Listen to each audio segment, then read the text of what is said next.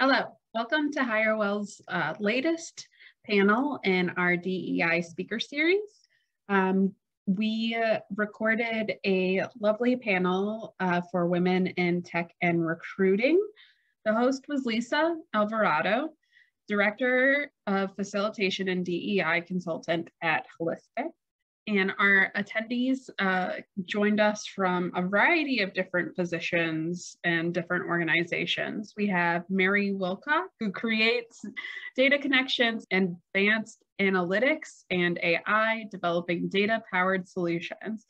And Paris Athena Chandler, creator of the Twitter hashtag, BlackTechTwitter, and Heather Corallo, who's the CEO and founder at the Canoe Project. Unfortunately, due to an issue with our system, the first 15 minutes was not recorded properly. So we will be hopping in right in the middle of a question. If you like the HireWell speaker series and would like to follow our content, please click subscribe or like on the video below. Thank you and have a great day. One thing that you said that struck me too, Mary, when you were talking about part of the imposter syndrome comes in, even once you've gotten past the part, this is what I want to do. I'm studying this. I'm moving toward this. Like you're saying, not seeing that representation, right? So whether it's in your course of study, who were your professors, your instructors, or whomever, once you got into, these roles, who are on your teams, who are leading these organizations. And it's really, about representation. And I want to talk a little bit about the importance of representation. And when we're thinking about that, we've been talking about in tech specifically, but like in recruitment, right? Like where, Paris, this is part of your entire model, right? Like getting that representation into organizations and partnering. And I'd love if you or any of you wanted to talk a little bit about the importance of representation and how that impacts the tech landscape, any type of corporate environment, and what that means for this generation and future generations, for women to be able to see themselves in the tech space. Yeah, so for me, it's a matter of like comfortability and feeling welcomed and feeling comfortable and feeling safe. Like that really matters to me because it really changes my experience in the workplace. And just even like sort of like outside of that, like little girls on the street, girls in school, whatever, they're taking a tour of your office, like them seeing people who look like them on the tech team, it's like, okay, wow, I really want to pursue this. Like, I'm not going to be the only one. Like, I can do it. Like, that's really important. And when you don't have that, it turns people off. So it's like, do I really want to go into a career where I'm going to be the only one and I have to work here 9 to 5 every day? Like, you spend most of your life at work. It's not fun to think about. And it makes you wonder, is this also going to affect my opportunities that I get? Am I going to be able to get my raise? Am I going to get that promotion if I'm competing with, all of these men, mainly white men, and then even the manager, the CEO of the company, they're white men. Are they going to favor those who look like them and kind of just ignore me? All those questions are like constantly being asked in your head every single day. And it makes you feel like, is this really worth it?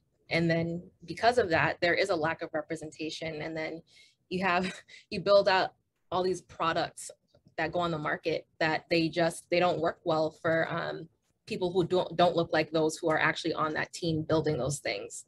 So this goes from like the workplace into like just real life into society. There's like this whole chain of negative impacts because of that. Yeah, I just love that. I think you're so right of like, there's an importance of representation. There's a conversation to be had around equity and inclusion at work and creating an environment and an ecosystem where people can thrive inside the organization. So like you have a recruiting strategy, but you need a cultural system that's going to support that diversity as well. But it's not because it's warm and fuzzy. It's because technology should be built by a diverse group of people to support its customers. And there is a business need and responsibility for representation, thinking about like, as you're building out a software application or a website or a new product, what is the accessibility factor in that? Who's your end user? How are you thinking about that? If 70% of your users are women and 90% of the people developing and designing your product are men, I don't care how much user research you do, you're in trouble. Like, you're not going to be building something that's going to be accessible. And so like, there is a business case, and I think that more and more we're seeing organizations start to recognize that, because people are voting with their wallet. Yeah. And more and more there's more and more opportunity for diverse groups of people developing products that do represent and support customers in their diversity and however they might feel, be represented. And people are supporting those businesses because of that vision. Yeah, I really hear you all, talking about, it's not a choice, right? Like folks, we hope, we always say with DEI that by the time most people bring us aboard, that they're past the business case, but we know that that's not the case for everybody, because everybody's not in the same place in their journey. But it's like, when people are voting with their wallets, like, you've got to wake up to serve the totality of, those specific identifications of people who are utilizing, who are your end users, and having that awareness. Harris, I wanted to go back to something that you said when you're talking about, like, it's kind of like this system that's just continuously perpetuating the system of, whether it's the imposter syndrome or just the low representative number of women in tech, because it's very hard to really take your mind to a place and really pursue something when you don't see yourself there. But more than just the representation, like the things that you were talking about, the questions that are consistently going through your mind about, okay, I want to do this. I know I have the intellect, I know I have the ability, and I've gotten the access. And so I'm psyched, I want to do this work, but I don't see myself here. And so what does that mean? How is this? It's not just a matter of, the fearfulness or the apprehension to study this, to interview, to fill out those applications. You've gotten that role, now you're in the organization. And you talked about safety, right? Not just this idea of, you're having a preoccupation with, am I viewed the same way? Am I held to the same standard? Am I, given the same access to opportunity? But a necessity to feel safety, and that's something that's harder and more absent when there's not that representation. Can you talk about that just a little bit more? Yeah, so for the safety aspect of it, like, I don't think there's a lot of systems in place to make everyone feel safe, because it's like these companies, or even there are like open source projects where like they've established this culture that they're okay with, because everyone on the team is like them. And then you have to think about, if someone new from a different background, they look differently, they think differently, they're coming onto the team, you have to think about how your culture that you established without them is going to impact them. And that makes them feel unsafe. There are no like policies or procedures in place. There's no company values. There's nothing to like follow. There's no structure for them to say, if something negative happens, this is what I do and this is how it gets resolved. Like, none of that is in place. And so that leaves people really vulnerable. And it does leave them scared, and it makes them questioning, again, is this something I want to continue doing? And because of that, you don't have, like, you can't retain those people. They're going to leave and go somewhere that does have better structure. And has like an actual culture that, looks at people as a culture add, not just like, come in and you're just going to follow along with what we've built here and that's that. So there, it's a great point. And I think it's something really important for leaders and organizations to understand and realize, because, everyone is spouting, they've got some kind of diversity, equity, and inclusion policy, but people have to really understand that inclusion is not, people are not included because you say that you include people. People are included because they feel a sense of belonging based on those structures and the culture that you've built, like that you're speaking to. And I think psychological safety is not something that many people think about. And it shows up even in the ways of, say, those individuals who have those feelings, but they're, excited for the opportunity and they stay there. But those are the folks that come time for their review or things like that. And a lot of times they've spent so much of their time trying to survive that they've not, when you don't have that safety, you aren't able to move into the space where an organization is harnessing the diversity, because people feel that inclusion and belonging, and now they can be innovative and they can move beyond the guise of just doing their work. And those are the folks that will get that feedback of, we're so excited for you to join. You're doing a pretty good job, but, I had higher expectations for you. I wanted you to join and build, I don't know if you're a team player or you're not, like really engaged with us the way that we thought you might have. And that's number one, that culture that's not very malleable that's going to bend to accept someone. It's more expecting you to kind of rigidly squeeze yourself in and fit in or not fit in. And if you don't have that safety, you're not going to do all these backbends and this work to fit in. You're showing up to work and you're not going to take those next steps because you don't feel that safety and that security or, the welcomeness and part of a culture. I think it's something that we see very commonly with clients, like spending a lot of time, energy, resources to get more diverse candidates, women, different representations into the top of the funnel, but have not audited their culture to see how and if they're going to be able to accept and not just accept, but set folks up for success, for them to thrive and grow in an organization. Right. And I think people don't like recognize that when you're coming into a culture, like if you're like that first diverse hire, you're not just going into work to do your 9 to 5. Your other job is figuring out, how do I assimilate? How do I make people comfortable with me? How do I adapt and like, relate to them? What can I change about myself to make them feel better about me being here? Like that's another 9 to 5 emotionally and mentally and all of that. It's a lot of work.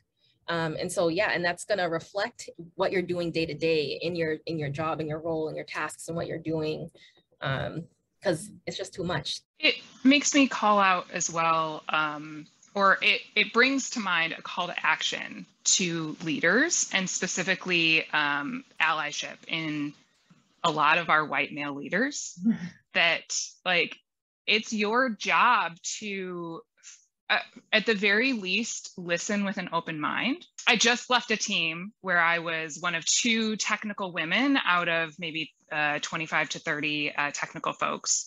And I am outspoken, so I spoke my mind regardless, but I was told repeatedly that I should just stop taking things so negatively.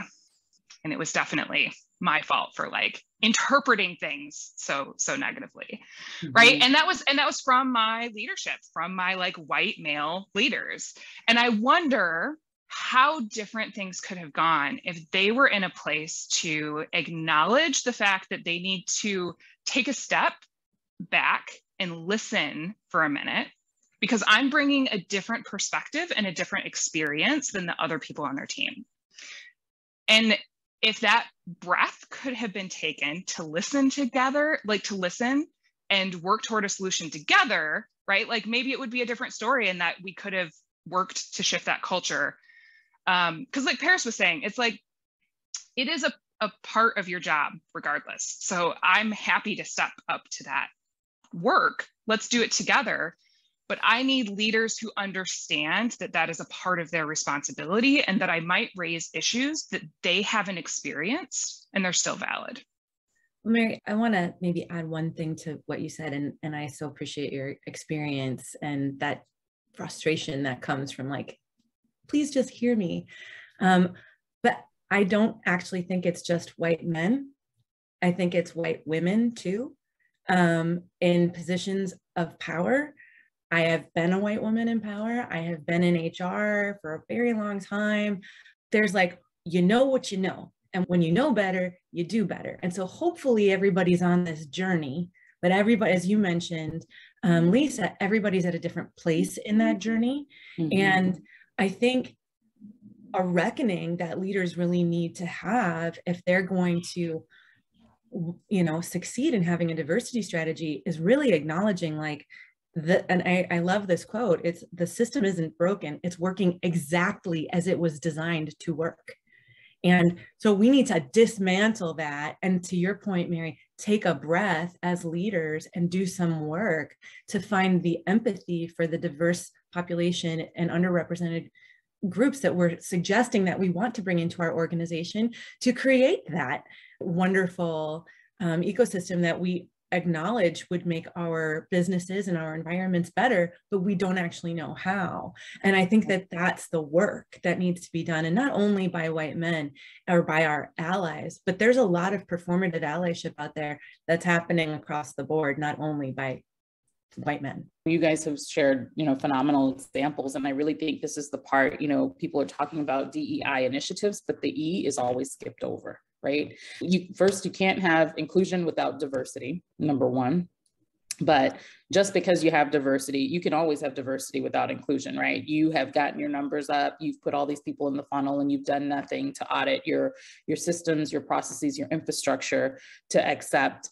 And to specifically, inclusion is the opposite of what Mary described. It's when that underrepresented individual is not just welcomed, but their experience, their lived experience, and then what they have to say, their POV is valued, because you recognize what they're bringing to the table might be new, different, and an opposing view to the way that things have been done.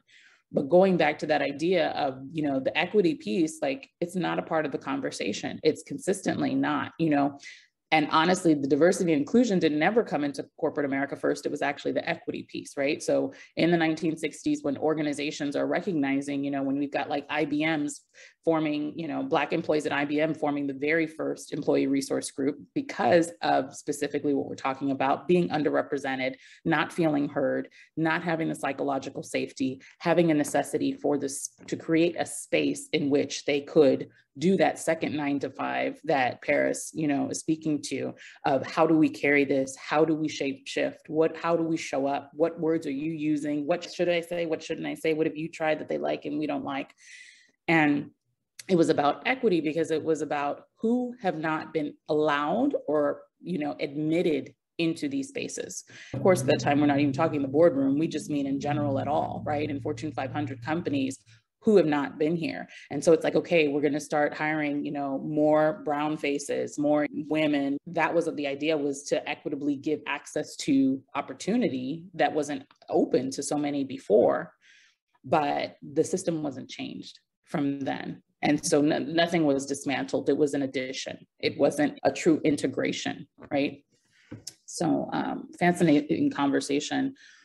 A big piece while we're talking about this of someone feeling inclusion, someone getting to that place for belonging. People like to utilize the language of, we're inclusive, come as you are, bring your whole self to work, right? That's something that folks like to say. But based on the kind of the examples that you are given, it doesn't sound like that's always so well received when you show up as your whole self and your whole self has something to say. Many of you run your own shops now or in positions of leadership, but over the course of your career, have you ever felt that you've been in situations where you've been able to bring your whole self to work? What might that have looked like? And how much does that play into your comfortability and your ability to really integrate yourself into an organization and do your best work? So for me, I was able to do that in one job.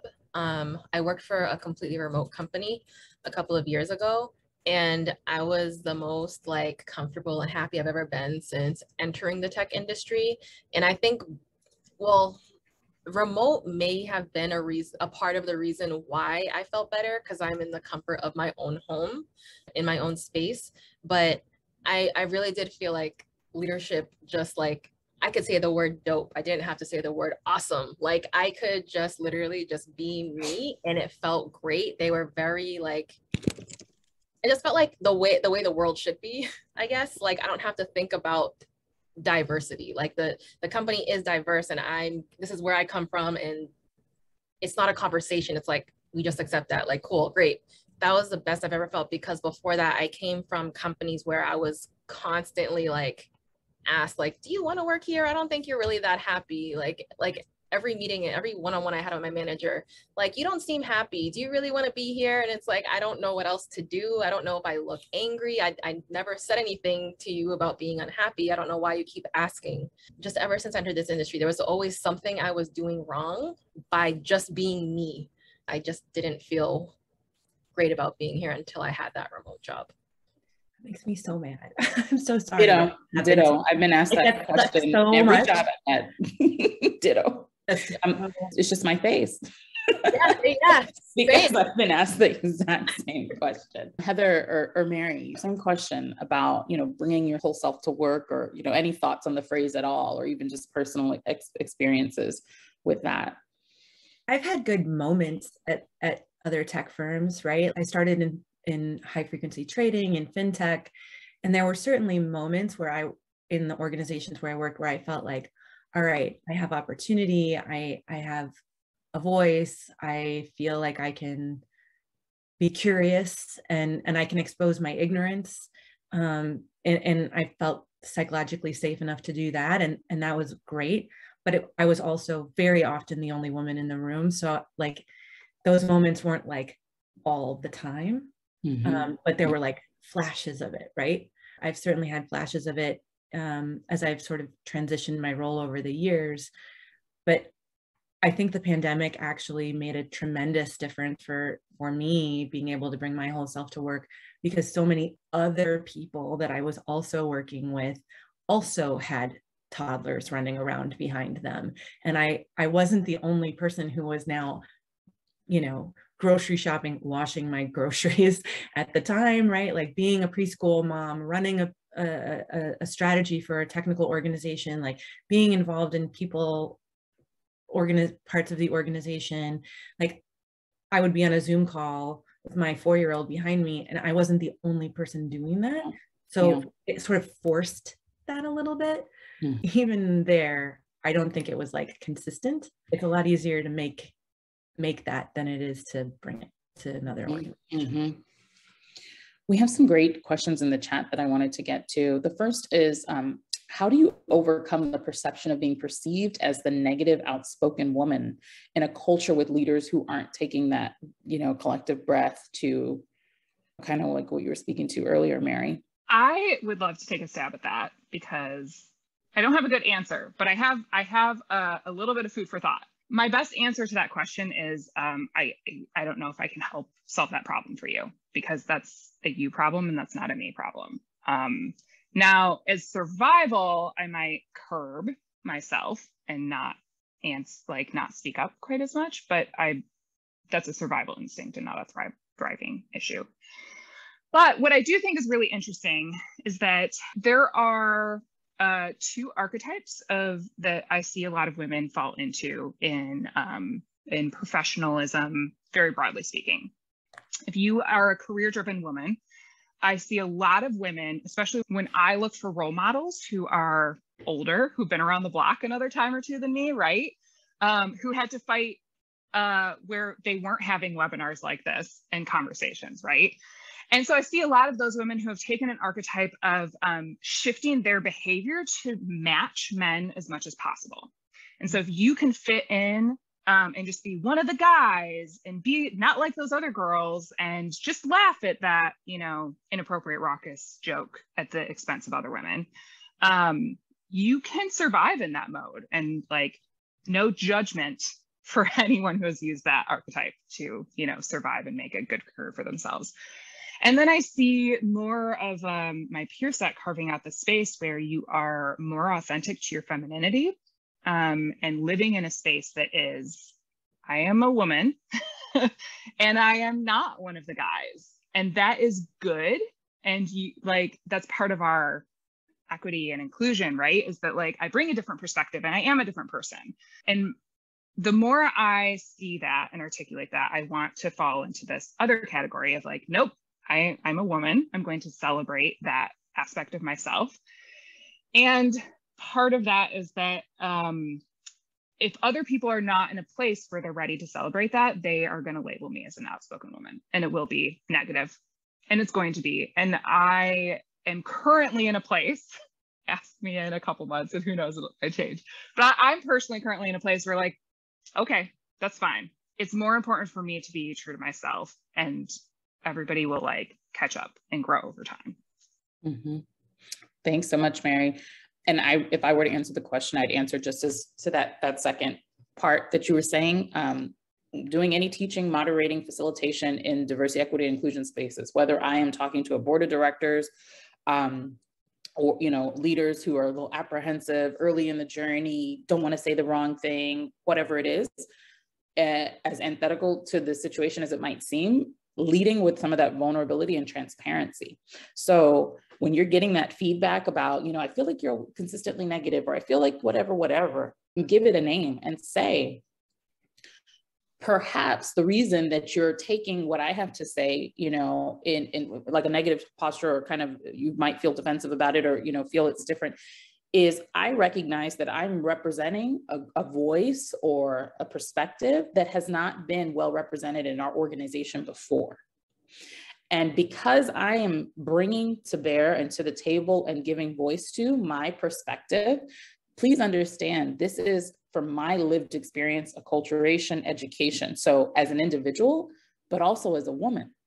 And so naturally, I'm going to see, understand, perceive things in a different vein than you know, male leadership. That doesn't mean that everything I'm saying is right and everything you've done is wrong.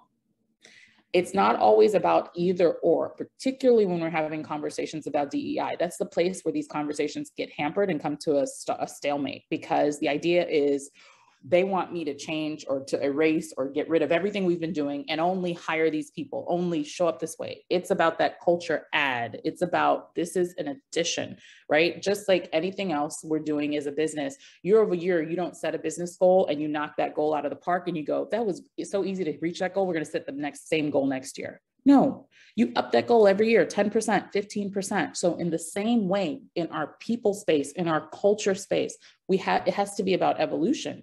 So what you've been doing might have been great and served this org in this way for this long, but think about all the people who and even me as a woman or as a person of color, as whatever, you know, a cis woman, I don't represent everybody who looks like me or, you know, comes from that background, but look at how much you are missing. This is how we level up. This is how so it's like twofold. It's like in being vulnerable and calling it out, but then also kind of like that solutions oriented. Like, I'm not here to distract or to take away or to put down. I want us all to win. Like, we're all on team, whatever it is. And I'm letting you know, this might be a blind spot. And it's not always personal. It's not just about you, male leader.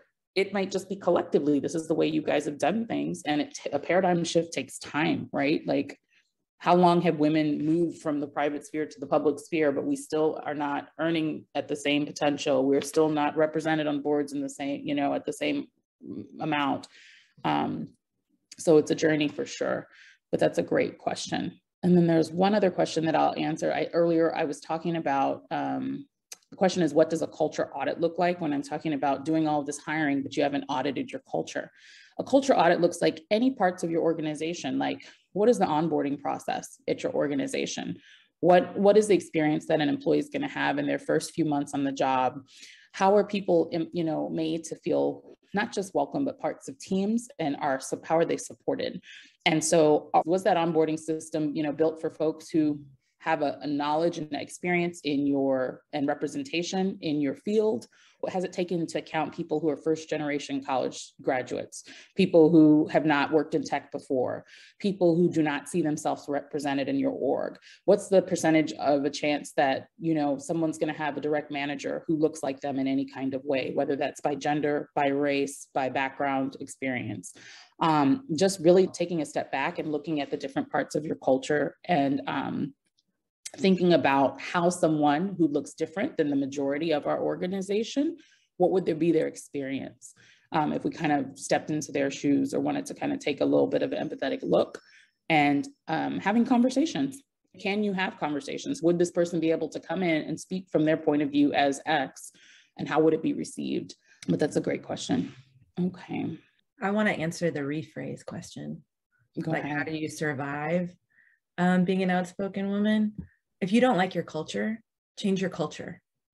You can either work to change your culture internally through an employee resource group, through working with your manager, through working with your team. You can change your culture, and you can go somewhere that will respect you and will see the value that you bring to the table. And never has there been more opportunity in the marketplace and a better time where organizations are actively considering this in a transformational way, not in a transactional way. When we're talking about this DEI and how they're approaching what we've been talking about today, you don't like where you are and they don't respect you, and they're not capable of handling your outspokenness, and you can't change it. Change your culture, because there's lots of opportunity out there for people that are, for organizations that are looking for people like you.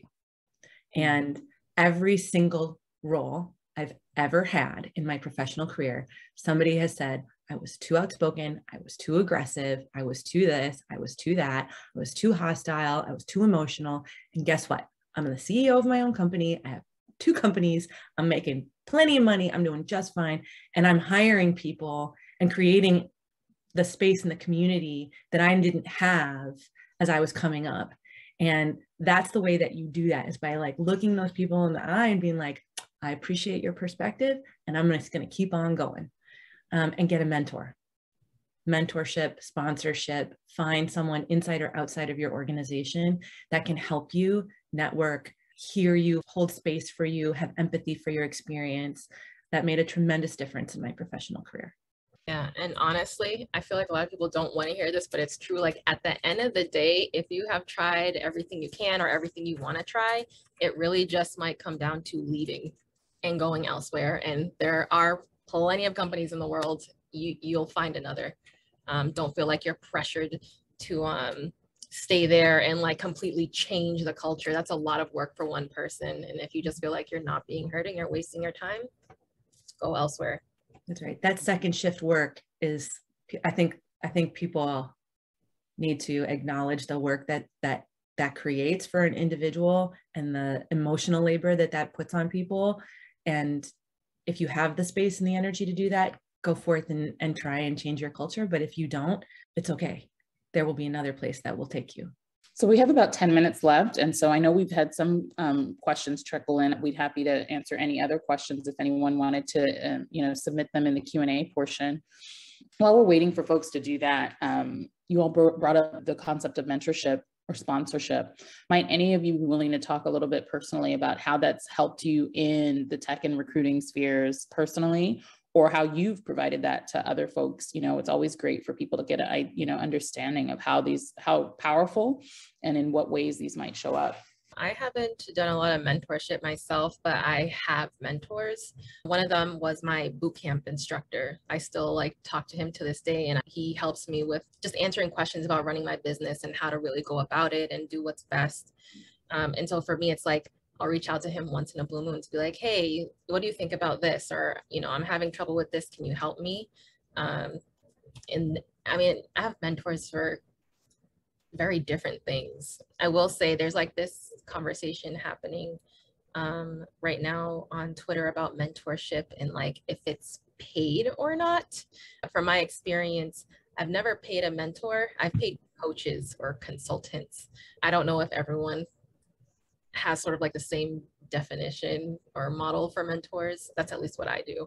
That's a great question, Paris, or this idea of paid mentorship. I think some of that probably comes from, and mentorship, it doesn't always have to be someone that you know or had a close relationship with, but more than likely it's, like you said, this gentleman was your boot camp instructor. So, you had an extended period of time when you were studying that, taking that course of study, and you're interacting and learning. And so he and you mutually identified something in each other, or a comfortability to start having these conversations. I think what happens now, especially in, the technology age with social media and things like this, influencers, thought leaders, we have access, right? You can send anybody in the world a LinkedIn message. You can send anybody on Instagram a LinkedIn message. And so I think frequently people who are trying to chart a course to, whether it's to build a business or build a brand or whatever it is, they, will send those, can I pick your brain messages out to someone who you have no relation to, and they don't owe you anything. And so I think that's some of that, where that, do you pay a mentor? But that's a different type of, like you said, that's more of a consulting type of, you're looking for some of these subject matter expertise, and you don't have a personal relationship or potential network connection that can liaison you. And so then, what is the expectation on someone's time? And I think that's a little different than mentorship or sponsorship. Though there are ways that you can ask for informational interviews of people you want to get into a field and you're not familiar with it, but a lot of times it's the approach, right? How gracious are you in really talking about, you've been following someone's work, you personally have these interests, you're not 100% sure how to get into an industry. Can I buy you a cup of coffee? Are you open to an informational interview? That's a different conversation than, can I pick your brain about how you built your business and built your brand? And I've been following you since you had this many followers. That's a different conversation, but great. Anybody else? We have a great question in the chat. How do you overcome your personal self-doubt? So yes, imposter syndrome, but if you are overworking to compensate for never feeling like you work hard enough or contribute enough. Gratitude practice. I'm a type A woman. I'm very hungry. I've been very career oriented my entire life. I've had 2 different careers. I was in the arts before I moved into tech and human resources and recruiting. And I think I was real hard on myself for a real long time. And it wasn't until I like discovered Brene Brown, Saint Brene. This book, The Gifts of Imperfection, changed my life. Yes. Changed my life in being able to look at like, what do I bring to the table and how much do I need to bring to the table? And there's a difference between being the best and doing your best. And being okay with doing your best at the end of the day, and acknowledging that and giving yourself grace and gratitude and being thankful for what you've had. It's completely changed how I approach my career. Yeah, and personal life too, right? Gratitude practice is great. And I think in speaking to, I'm biased, I'm a native Houstonian like Brene. So sometimes I just put her on just to feel like home, because she sounds like every grade school teacher I ever had. You can look into the book, but I think that in this kind of mindset, and I identify absolutely as being type A, so only first child, as, you know, first generation American, from, you know, my parents are immigrant, like the whole, like pile it on, like I'm not doing enough, need to do better, whatever. Perfectionism is something to look into, right? If you, I would say, suffer from perfectionism, and really digging deeper, not just identifying, like kind of doing a little bit of, you know, emotional intelligence, self-reflective work, but digging into the why, like what parts of yourself and your worth are tied to how you show up, the work that you do, whether it might be your physical appearance, the work you do, like there's something necessitating the need for you to feel that you're not doing enough, that you've consistently got to do more or got to do better. And what is it that you're looking, like, what is the outcome that you're looking for? And like, what's kind of feeding that? And so even in the gratitude practice, like just like that, taking a step back and thinking through the part, like what are those things that are just day to day, we all take for granted, right? But that are going so great and so well, and sitting with your own gifts. There are things that you are fantastic at, even kind of going back to that idea of being perceived negatively, the ways that I can show up most positively and put those things on display, because I know that I'm a rock star at X, Y, and Z, and love myself for those things, right? Because I think too, all of this is foundational to like really bolstering your confidence to show up in those ways at work, right? As a woman, as a member of a team, as a potential leader, all of that. It's like, we've got to see it in ourselves before we can bring, you know, hold people to the fire to recognize it in us. And this starts from, when we're talking about the recruitment part, like knowing our worth. We know the statistics around you do get that offer and you're just like, oh my God, I've been wanting to work for this firm or this startup. I can't believe I landed this job. And it's like, are you negotiating that salary? Are you laying out those terms from the jump? Are you setting professional boundaries? Are you, all of these things that, those are those holdovers from, you know, what we talked about in the beginning, you know, women being and young girls being indoctrinated to have certain beliefs about what we can and can't do, what we should or shouldn't do, the spaces where we belong and where we don't. And so being able to make sure that we're not just holding other people accountable to the way they treat us, but we're holding ourselves accountable to what we'll accept. I think it's a really good practice. So the last thing I'd say is, I don't know if anyone's like familiar with like hustle Twitter and stuff, but there are certain like phrases that I will mute because I don't want to feel like I have to work, because life is more than that. So if there's anything that makes me feel like I'm not doing enough, even though I'm pretty sure I am, I'm going to mute it. Like, I don't want to see it. So I just get it out, whatever that means. I remove it from my life. And the other thing I like to do is like set really small goals. So like I have this top 3 daily priorities journal by Aren on demand. And what you do is you write your top 3 goals to do for the day, and then you can put in your other tasks that you have to do. But it's like, as long as you've accomplished those top 3, you're good. You can move on to the other tasks another day. And it's like, no matter how big or small those tasks are, I accomplished it. And now I can like relax. Like I did what I had to do for the day. I can move on to tomorrow. It just makes me feel better. And that's like really what matters, how you feel. Then it reflects in your performance day to day. So true. I want to thank you all for joining us so much. I really enjoyed the panel. I'm consistently learning. I really appreciate it. I'm so happy to have made community with you all. I want to thank everyone for tuning in. We're so excited. We hope that some of these nuggets are really going to help you day to day on your teams and your organizations and personally.